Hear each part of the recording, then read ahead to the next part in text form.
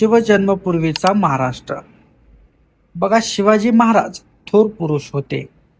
आपण दर साल त्यांची जयंती मोठ्या समारंभाने आणि आदराने साजरी करतो. तुम्ही मुले तर त्या दिवशी किती आनंद असता. महाराजांवर सुंदर सुंदर गाणी म्हणता, पोवाडे म्हणता, त्यांच्या तस्वीरीला हार घालता. मोठ्या उत्साहाने शिवाजी महाराज की जय असा महाराजांच्या नावाचा जय जयकार करता. कोण बरे हे शिवाजी महाराज? अशी कोणती मोठी कामगिरी त्यांनी केलेली आहे? तर शिवाजी महाराज ज्या काळात होऊन गेले तो काळ म्हणजे मध्ययुगाचा काळ होता. त्या काळी सर्वत्र राजेशहांचा अंमल असे. बरेच राजे प्रजेच्या हिताऐवजी आपल्याच चैनविलासात मग्न असत. पण त्या काळातही असे काही राजे होऊन गेले की त्यांनी प्रजेच्या कल्याणासाठी राज्य केले.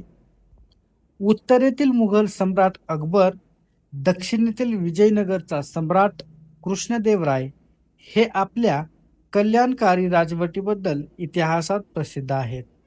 त्याचबरोबर शिवाजी महाराजही नाव गौरवाने घेतले जाते. शिवाजी महाराजांनी महाराष्ट्रात स्वराज्य निर्माण केलं. स्वराज्य म्हणजे काय? तर स्वतःचे राज्य. महाराजांपूर्वी सुमारे 400 वर्ष महाराष्ट्रात स्वराज्य नव्हतं.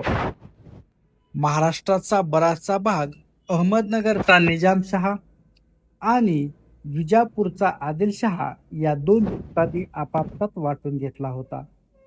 ते मनाने उदार नव्हते, ते प्रजेवर जुलूम करत होते.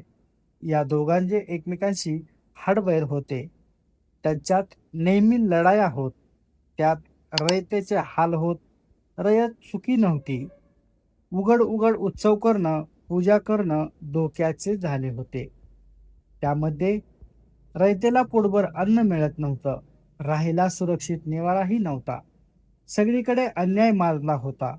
महाराष्ट्रात ठिकठिकाणी देशमुख, देशपांडे इत्यादी वतनदार होते, पण रयतेकडे त्यांचं लक्ष नव्हतं. देशांवर त्यांचे प्रेम नव्हते.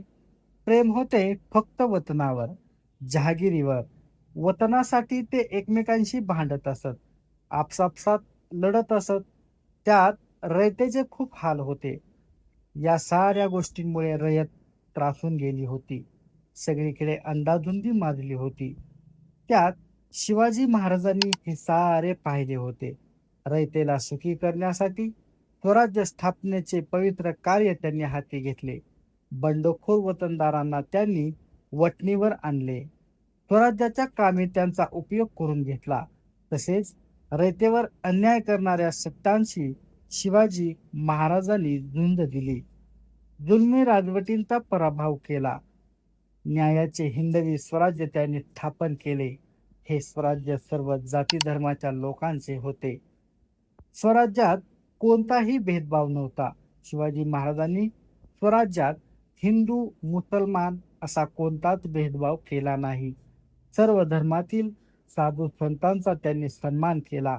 अशी ही महाराजांची कामगिरी पाहिली की आपल्याला प्रेरणा स्फूर्ती मिळते.